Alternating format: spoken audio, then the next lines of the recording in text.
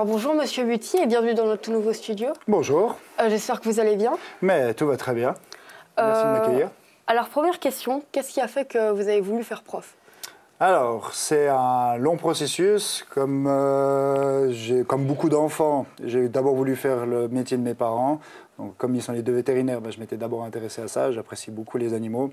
Après, en évoluant et puis surtout en continuant mes études, je me suis rendu compte que ce qui m'attirait plus, c'était l'enseignement. Et ensuite, il a fallu que je me focalise sur le type d'enseignement qui m'intéressait vraiment. Et il y avait le choix entre plutôt les hautes études ou plutôt peut-être avec les écoles maternelles ou les écoles enfantines.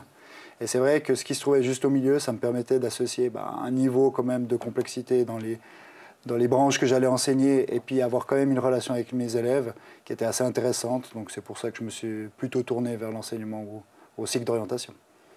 D'accord. Je sais que le Grand Conseil a décidé de généraliser tous les écrans dans 2-3 ans. Vous voyez comment cette nouvelle, vous pensez que c'est une bonne idée ou pas du tout? Alors, je pense que c'est dans l'air du temps. Il y a énormément de choses qui deviennent de plus en plus numériques. Dans l'immense majorité des métiers, maintenant, il faut le matériel informatique pour pouvoir évoluer dedans et pour pouvoir le faire de la meilleure des manières.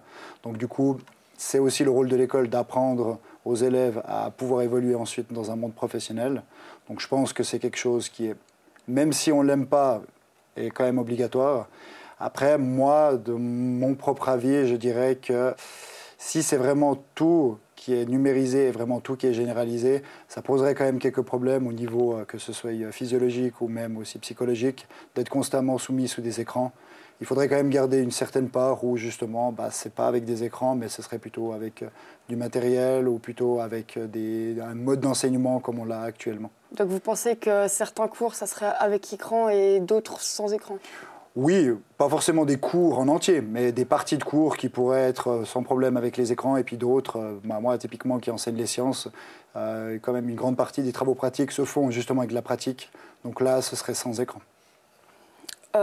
J'ai la chance d'être un de vos élèves, et je sais que vous êtes parti à l'armée durant un petit moment. Je voulais savoir si c'était dur d'être à l'armée en sachant que votre femme était enceinte. Alors c'était très dur, parce que comme c'est mon premier enfant, c'est notre premier enfant, on ne savait pas trop comment ça allait se passer. Il y a beaucoup de questions qui se mettent en place. On aimerait bien que les choses se passent comme il faut. Et du coup, d'avoir l'armée justement qui arrive entre deux, ça complexifie un petit peu les choses. Et c'est vrai que je l'ai assez mal vécu d'être éloigné comme ça de ma famille finalement. D'accord. Depuis votre retour à l'armée, votre femme a accouché, vous avez eu un magnifique enfant. Mais concrètement, vous vivez un peu un cataclysme. C'est dur. Qu'est-ce qu'il y a comme changement dans votre vie? Alors, il y a énormément de changements. On passe vraiment du tout au tout. C'est devenu la priorité dans ma vie. C'est vraiment quelque chose que tous les aspects de ma vie sont conditionnés par ce nouvel événement. Donc, du coup, ça touche autant mes loisirs que mon monde professionnel. Parce que, évidemment, ça prend une place qui est énorme. C'est extrêmement chronophage, avec plaisir. Hein. Mais c'est juste que, ma vie, maintenant, elle s'articule là autour. Alors qu'avant, peut-être que le pivot de ma vie était un peu plus décalé sur mon travail. Mais maintenant, c'est ma famille qui prime. Et est-ce que vous avez une petite anecdote à nous raconter par rapport à la naissance de votre enfant? Alors, une anecdote que je pourrais raconter sur la naissance. Oui, effectivement, au moment où elle est née, c'était avec 5 jours de retard. Et du coup, je devais préparer mon congé paternité, je devais préparer mes cours. Et en fait, comme on était vraiment au moment où elle devait naître, et puis que ça pouvait arriver à n'importe quel moment, j'avais un petit peu tendance, et puis ma femme, c'était la même chose, à tourner en rond dans notre appartement. Et c'était très difficile de se concentrer sur le travail. Donc du coup, là, on voyait bien que mon regard et toute mon attention étaient portés sur ma fille qui allait naître. Et puis c'est vrai que le travail, il en a un petit peu pâti de ce côté-là. Je comprends. Je vous fous la paix sur votre famille. Je sais que vous faites du foot et on m'a dit que vous y étiez très très fort. Est-ce que c'est vrai? Alors très très fort, je pense pas. Hein. Au niveau où j'évoluais, c'est la 3e ligue, ça reste des ligues amateurs. Donc du coup, oui, à un certain niveau, bien sûr qu'il faut l'avoir pour jouer en 3e ligue. Mais par contre, je suis très très très loin de l'excellence, c'est sûr.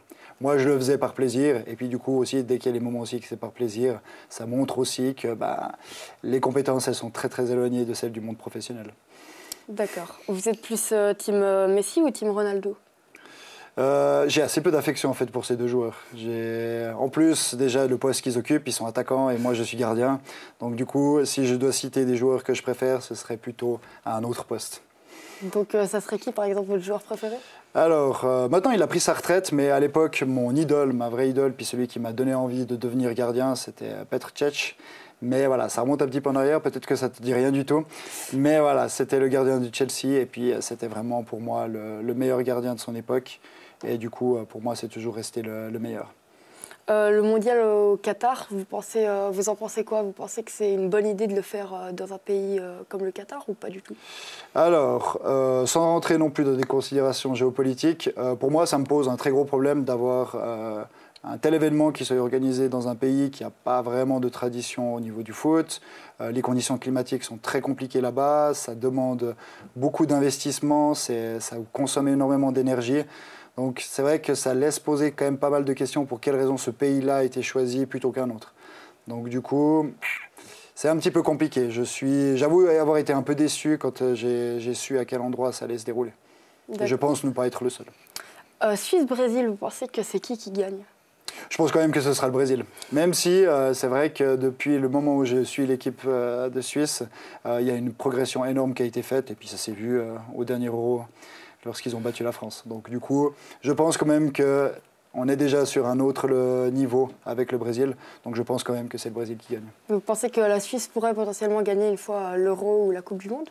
Potentiellement, oui, il pourrait. Après, voilà, il y a toute une politique qui doit se mettre aussi derrière, mais à mon avis, il y a tout à fait le vivier humain pour pouvoir faire quelque chose à l'Euro ou faire quelque chose aussi au Mondial. Mondial peut-être un petit peu compliqué, mais sur l'Euro, oui, c'est possible, bien sûr.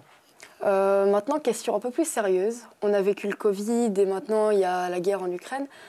Vous voyez ça comment? Est-ce que ça vous touche particulièrement ou pas du tout?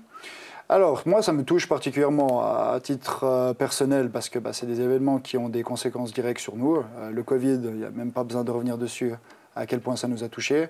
La guerre en Ukraine, mine de rien, il y a des conséquences économiques, donc ça se voit aussi directement. Il suffit juste d'aller à la pompe pour voir les conséquences qu'il y a avec cet événement. Et puis même au niveau professionnel, dans les classes, maintenant, on doit intégrer des personnes qui viennent d'Ukraine, donc du coup, ça nous touche aussi directement. Donc ces deux événements, ils sont très éloignés au niveau de leur nature, mais par contre, ça a des conséquences directes sur nous.